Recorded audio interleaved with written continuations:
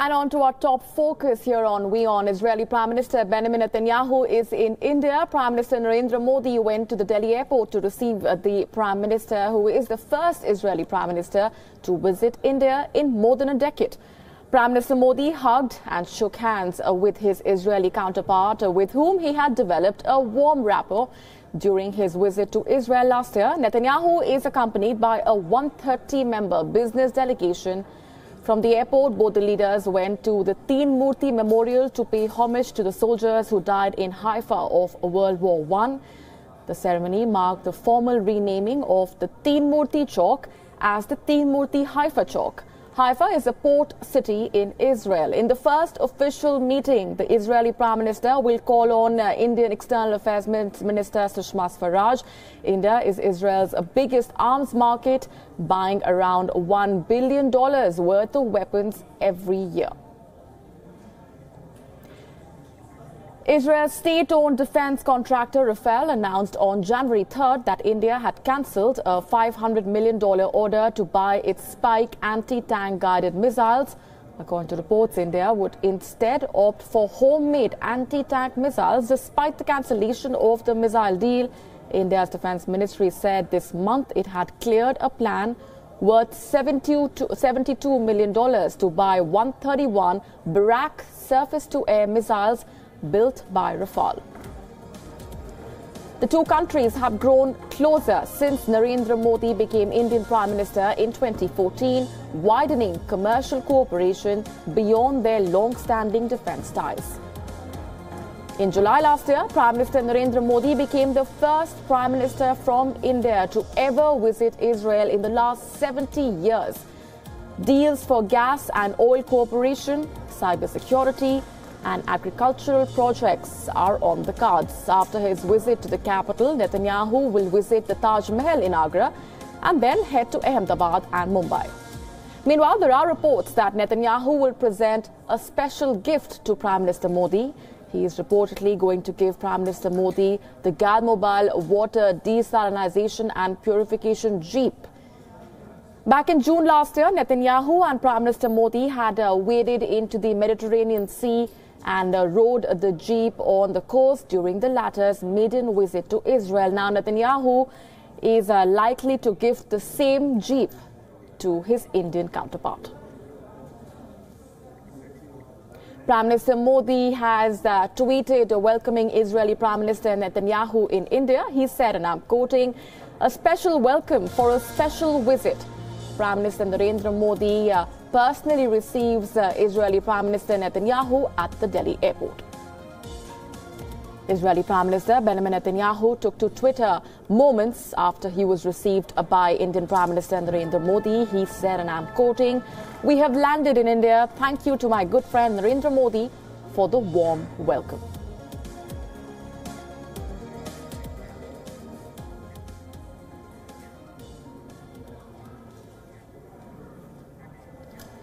And in an exclusive interview to WION, senior correspondent Ramesh Ramachandran, Israeli ambassador to India Daniel Carman has said India and Israel share a rich and strong relationship. Listen in to that exclusive conversation. May I begin by asking you, in terms of optics, have the cancellation of the Spike anti-tank missile or India's vote for the UNGA resolution come as a disappointment to Israel? Were you surprised at all by the decisions? And also, has Israel put those developments behind it ahead of the visit? I would not want to comment specifically on those areas that you mentioned, because the relationship, and this will be reflected during the Prime Minister's visit, as all our relationship are reflected in the last few years, by the fact that the relationship are larger than specific events. I don't want to mention specifically the cancellation of the Spike, because I would just tell you that there are processes that have take their time. What will be reflected during this visit? All-weather relation. It's an all-weather relationship. Sometimes we have and we can speak, and we do speak all the time. We have a wonderful relationship on the governmental level. But I would like to add an ingredient that needs strengthening, and it will be strengthened, which is the involvement of the business community in these relations and the people-to-people connect. Experimenting the GAL mobile desalinating and water purifying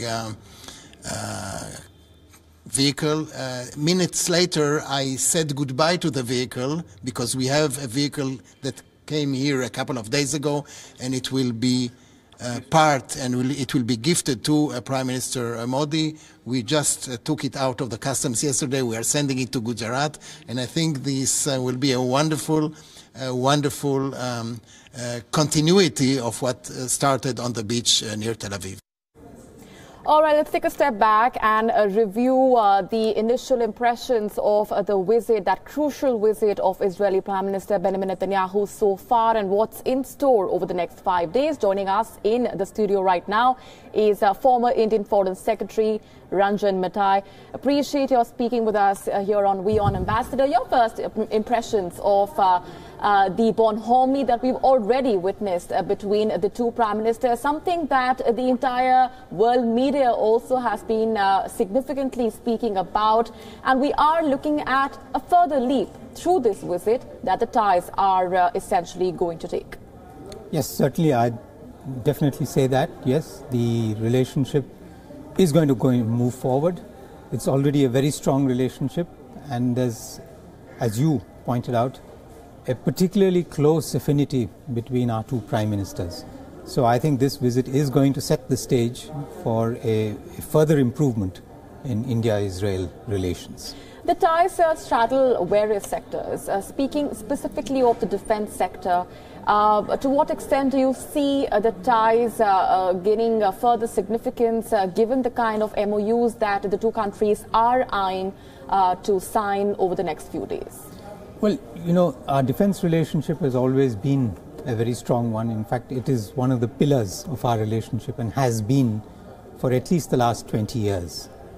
I think what is important today is that we are moving into an era of collaboration even in technology, which may not have may not be an immediate purchase of weapons, but the development of technology together. I think that is particularly significant. But in many areas of critical weapons technologies, where we are buying straight off the shelf from Israel, it is continuing to be one of India's most significant partners in the area of defense.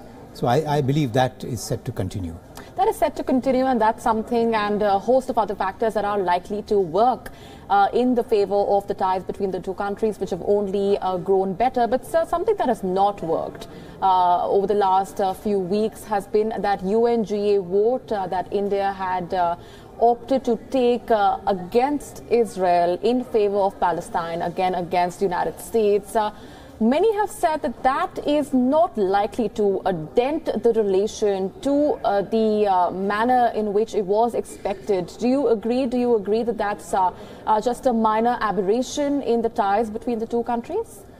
I don't see it as a dent at all. I think the Israelis fully understand the Indian position, and the Indian position is consistent with what we have said all along from the time we established relations with Israel. That our commitment to Palestine continues. After all, the vote you are referring to basically was on the question of Jerusalem, where our position is the same as that of most of the international community, which is that this is a matter to be resolved in negotiations between Israel and Palestine.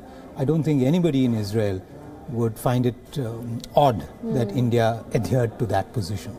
All right, and also talking about the recent developments in terms of the various engagements that the two countries have been looking at and have spoken about over the last few weeks and months. And the Indian Prime Minister was the first one to visit Israel in the last 70 years. Benjamin Netanyahu is only the second Israeli Prime Minister to visit, and after a long gap as well. To what extent do you see Israel and India becoming the two major leaders who are going to take this relationship forward, not just in the immediate time to come, but this is going to be a strong relationship for decades to grow? Oh, certainly. I think this is a relationship which is founded on real national interests of both our sides. And it goes back so many decades, goes back to World War I, yes. So I believe that this is going to endure, and it's interesting that if you look at it, we established relations in 1992, and we have had so many changes of government in India, and we have had equally large number of changes of government in Israel. But one factor which has not changed is the determination to make this particular relationship go forward. Sure. So I don't see any hesitation in sort of concurring with your view that this is a very substantial relationship. It is set to grow. It is going to be one of the key elements of our foreign policy in the area, and certainly it is beneficial to India. What do you make of the bonhomie, or the personal equation that these two leaders share, which of course many have spoken about? It's hard to miss the affection between the two leaders. 7 hugs during Indian Prime Minister's visit to Israel. We've seen the first one coming already as the Indian Prime Minister broke protocol and personally welcomed his Israeli counterpart. The first hug has already happened there. We have it on our screens. What do you make of that bonhomie, which of course strikes many and stands out? It's certainly a very strong personal relationship, and as you said, that hug is very, very significant. I think the two prime ministers see each other as very action-oriented, very focused leaders with a clear agenda to take their countries forward. They share a strong belief in technology while adhering to the concepts of their own rooted national traditions. So I think this is part of what gives them a particular bonhomie. Secondly, I think they find it easy to talk to each other. They have common interests. They don't shy away from defining those interests and seeing what needs to be done together to achieve your national objectives. I think that is what brings them together. So what do you think from your tenure as the Foreign Secretary and to now, what do you think has really changed in the dynamics of the India-Israel relationship, that we've seen the ties reaching this level of bonhomie? If you can just compare with us how things have changed during that time and the present, the contrast that you see in the times and in the ties and in the equations between the two leaders of the two countries. I don't really see many contrasts. What I see is a development, a almost seamless development upward of the relationship. I was ambassador in Israel from 98 to 2001, so that's a fairly long time ago. Yes. But even by then, many of the elements of the relationship which we celebrate today were already set in motion. And what we have seen is the flowering of those relationships. And certainly there is a political willingness on India's part to highlight this relationship in a greater sense than was done 20 years ago. And as the ambassador in Israel, what, according to you, are the similarities between the two countries which actually makes them close and even closer in the time to come over the last few months, over the last few years, and that relationship, as we've outlined already, is bound to bolster. But according to you, what really makes Israel click with India and vice versa, given your experience as being the ambassador in Israel? Well, we are two very dissimilar countries, as you can imagine, because of our population, our size. We are both very heterogeneous countries, but of course the Israelis have managed to carve out elements of homogeneity in language and so on, which we haven't been able to do. But if you were to ask me what is it that makes us similar, we are both very, very ancient cultures, very ancient nations, but fairly young countries in terms of being nation states. What we are both very, very interested in is using technology to overcome some of the difficulties that have been left over by history, or which challenge our economy, or which challenge our ecology. So I think these are the areas where there's a great deal of commonality. In the area of defense, the Israelis see themselves, at least did see themselves, as being surrounded by a hostile environment. That is now no longer the case. But certainly India faces many difficulties in its defense environment, and there is therefore that determination of both our countries to make sure that our homeland security, our borders and our defense management is kept at a very, very efficient level. On that note, I also want to take our viewers through the developments that we've already seen over the last few hours as Israeli Prime Minister Benjamin Netanyahu set foot in India, and the Indian Prime Minister accorded him that warm, grand welcome, that personal welcome, breaking protocol. The Indian Prime Minister and his Israeli counterpart, both the leaders arrived at the Teen Murti Memorial for a solemn ceremony after the arrival of the Israeli leader and his wife. Both the leaders laid a wreath and signed the visitors' book. The ceremony marks the formal renaming of the Teen Murti Chowk as the Teen Murti Haifa Chowk. The 3 bronze statues at the Teen Murti represent the Hyderabad, Jodhpur and Mysore Lancers. They were part of the 15 Imperial Service Cavalry Brigade. The brigade carried out the assault on Haifa on September 23rd in 1918 during the World War I. The capture of Haifa cleared a route for the Allies to the city through the sea. 44 Indian soldiers were martyred during the liberation of the city in World War I. The 61 Cavalry celebrates 23rd September as Haifa Day. Ambassador, if I can just get in your perspective on what this move of renaming the Teen Murti Chowk actually signifies to you, and how would this in a way also ensure that ties between India and Israel take a further leap? Well, I think it's interesting because it recognizes a very key battle in the First World War, in which the Indian contingent, in this particular instance, as you mentioned, the Lancer regiments of Mysore, Jodhpur, participated in the liberation of Haifa. It's, I think, a recognition that our ties between us as people go back long before the establishment of the State of Israel, or for that matter, even before the independence of India. Right.